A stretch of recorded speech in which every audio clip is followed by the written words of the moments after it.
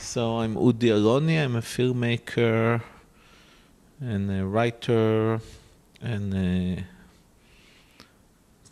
political activist.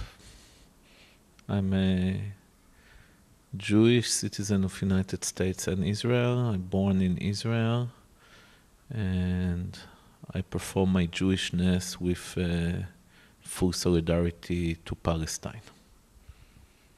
My films regarding this topic is Local Angel and Forgiveness and Left, and another film that seems for another topic, but it's very related to the same topic, is Kashmir Journey to Freedom, and this is a documentary about the Jammu Kashmir Liberation Front and the non-violence resistance to India.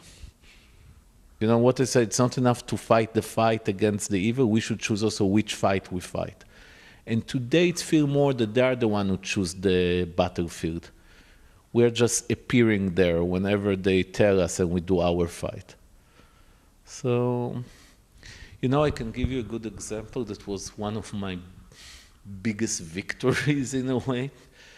I was in the Israeli TV with an amazing woman, maybe one of the best professor and lawyer for justice in Israel, that she has to be in the Supreme Court, Ruth Gabizon, and she's very right-wing. Very honest person, very smart person, very right-wing. Anyway, I enjoyed to debate her. It was half an hour debate. And definitely I enjoy her more than those soft liberals that they really disgust me, because she's really a person who speaks the truth. And I realized that we're going to start to argue, nobody will win. I'm very good in words, she's very good in words. We have respect to each other, so we won't use, under the belt trick. So I thought, what should I do? And I realized that what happened in the end, she wanted the discourse to be about Zionism. And in the end of the half an hour, she realized that all what we discuss is bi-nationalism. So really, my victory wasn't if I won the battle, is that I changed the battlefield. Suddenly, bi-nationalism, something that in Israel nobody dared to speak because it's like against the Jewish state, became the main topic we spoke about. And from then, it's not important who was right or wrong. I brought to the surface the things that for me is most important, that to create one national state is it's horror for the Jews. To create a Jewish state that is not together with the Palestinians, it's really not only the end of Palestine, it's also the end of the Jew as I want to see him. So by moving the discourse to this is for me is an example how you can create a new battlefield and not just win the battles or lose it. Other things, which concepts?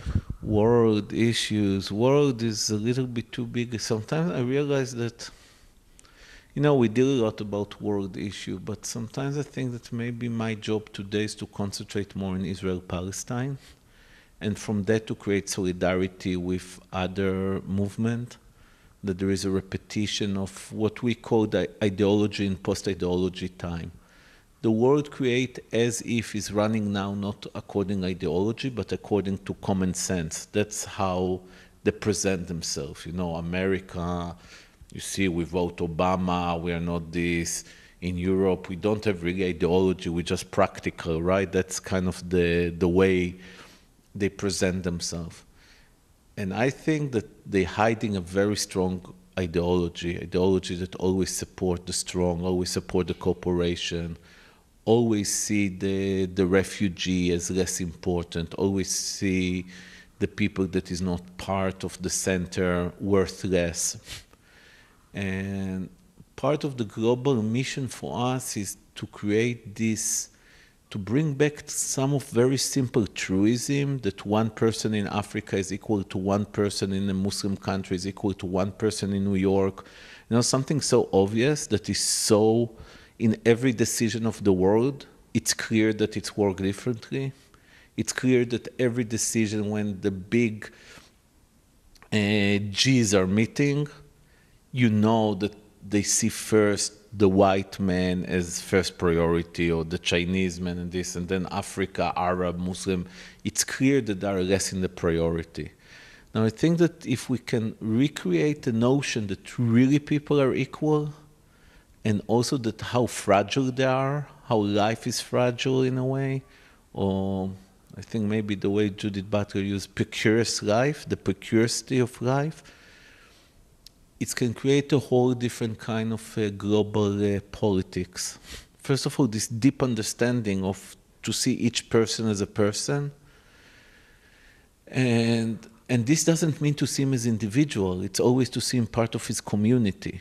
And that's why I said that it is interesting for me to speak as a Jew from Israel to Palestine, because I think it's a prototype that from that you can speak how Americans should look in Iraqi, how, maybe the thing, I change it a little bit, but I'll give you two examples that really touch me a lot. Is in Istanbul, for example, when the women try to march on the street for the right to have jihad against the law of not having jihad in a secular country.